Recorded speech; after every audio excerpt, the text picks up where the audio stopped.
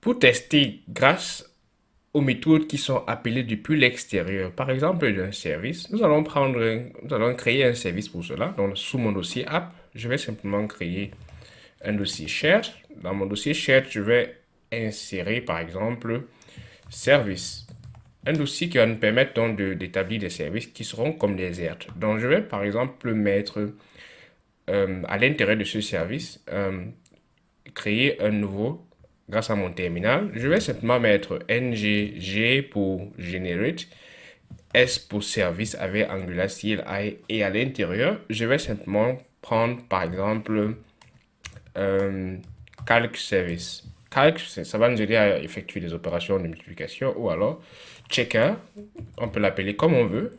Donc, le but de ce service est simplement d'effectuer quelques vérifications pour nos nombres avant que ceux-ci ne soient exécutés à travers notre test. Donc là, je vais prendre par exemple ng generate s checker et dans ce cas particulier, je vais mettre simplement flat false pour qu'il puisse créer aussi un dossier, un sous-dossier avec Angular. Donc par défaut, les services sont générés avec Angular CLI sans créer de sous-dossier. Donc là, je vais simplement créer avec flat false pour que nous puissions avoir automatiquement un service ou du moins un dossier pour ce service-là qui est créé. Donc là, on a service checker et checker service qui a été créé. Naturellement, c'est un service courant comme les autres.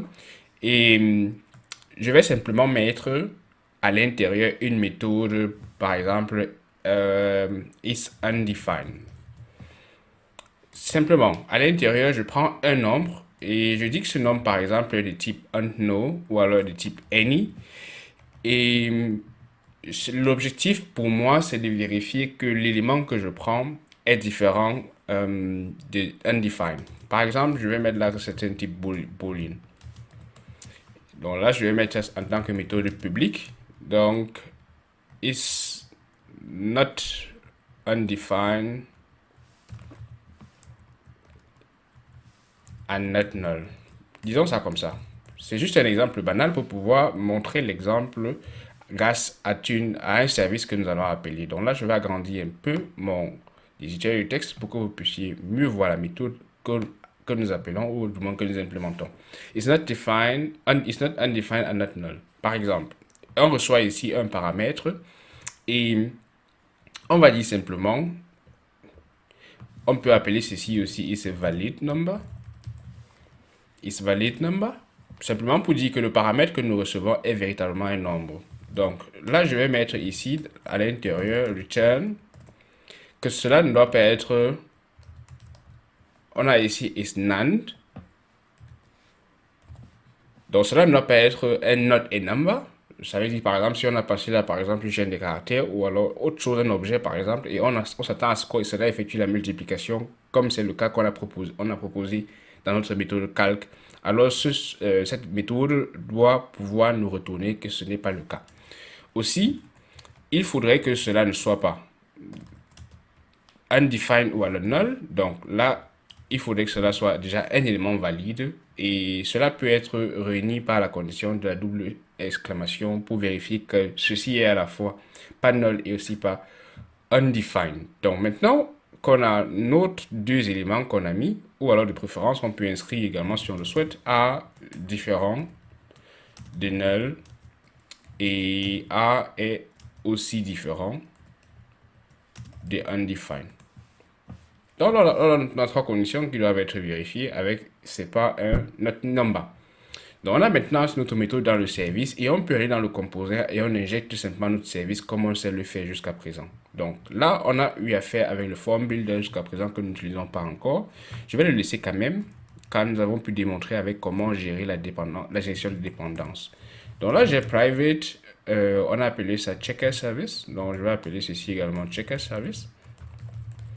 Et mon check à service, tout ce qu'il a à faire, c'est simplement d'effectuer la dépendance, la gestion de dépendance comme prévu. Donc maintenant ici, on veut, avant la multiplication, vérifier que ceci est un nombre valide. Donc là, je vais insérer une condition if this checker service. Et là, je vais mettre is a valid number. Donc là, dans ce cas, je vais mettre A et dans ce cas, il faudra retourner return multiply Et dans ce cas, on peut faire la multiplication que nous souhaitons avoir. Donc, si ce n'est pas le cas, alors on peut faire par exemple un true error, un true new error. Sorry, it is not a valid number. Bon, là, on vient d'effectuer donc une vérification. Donc, on a un cas où on retourne soit un nombre, si cela est un nombre valide, ou alors on va recevoir un sorry, it is not a valid number. On a deux conditions maintenant que nous ayons effectuées. Est-ce que notre test fonctionne toujours? Oui, parce que dans notre cas, nous avons inséré dans notre test deux éléments qui étaient des nombres valides. Maintenant, on peut se dire que si je décide de modifier simplement les paramètres que je reçois ici, parce que TypeScript va me forcer à insérer facilement un nombre, ou alors je mets ici sous forme d'objet, là par exemple 2, et pour désactiver en fait, désactiver la vérification des conditions, ou alors le type que cela prend. Donc, on peut donc faire un pass ici. Ne faites jamais ceci dans votre application. C'est qu'on essaye de faire, c'est simplement de pouvoir mettre quelque chose qui va faire troubler donc le type checking du TypeScript. Donc là, je mets par exemple le 2 sous forme de chaîne de caractères et je modifie simplement ici avec any. Et je dis donc que maintenant, je vais faire passer les deux pour essayer d'effectuer une multiplication. Donc, est-ce que cela va passer? On va sauvegarder tout ceci et je vois ce que je reçois à l'intérieur de mon test. Dans mon test, on me dit oui, cela passe toujours parce qu'il vérifie que 2 que je reçois passe comme étant un valide number. Donc si par contre je mets par exemple 2 DDD, j'efface ceci. Maintenant vous allez voir que maintenant il se rend compte que ce n'est plus un nombre valide. Pourquoi? Parce que désormais DDD que j'envoie avec FF va tomber dans la partie throw error. Donc, on voit qu'on a fait appel à une méthode externe, isValidNumber, mais dans ce cas particulier, il a eu à effectuer la vérification et à passer la valeur exacte que nous souhaitons avoir. Il y a un problème. Comment est-ce que je peux vérifier dans mon test également que isValidNumber a vraiment été appelé? C'est vrai, je le sais, mais est-ce qu'il est possible pour moi parce qu'une autre personne peut venir ici et écrire toute la condition que nous avons écrite à l'intérieur, directement à l'intérieur de ma méthode. Donc, comment est-ce que je peux faire pour établir une technique qui me permet de vérifier que la méthode isValidNumber que j'ai implémentée à l'intérieur de checkService ou un checker service a véritablement été appelée? On va voir cela grâce à l'implémentation d'un mocking grâce à Justmind. C'est quoi le mocking? On va aussi aborder cela, ou alors du moins, c'est quoi le spy avec Justmind? On va aussi aborder ce concept-là. Mais avant, pour éviter de prêter à confusion, peut-être vous avez remarqué que lorsque je mets sous forme de chaîne de caractères 2 comme ceci, notre test va fonctionner toujours. Pourquoi? Parce que si on vérifie simplement dans le cas de is not a number, donc là si je fais un appel is not a number, alors dans ce cas, nous aurons simplement un élément true si nous passons une chaîne de caractères.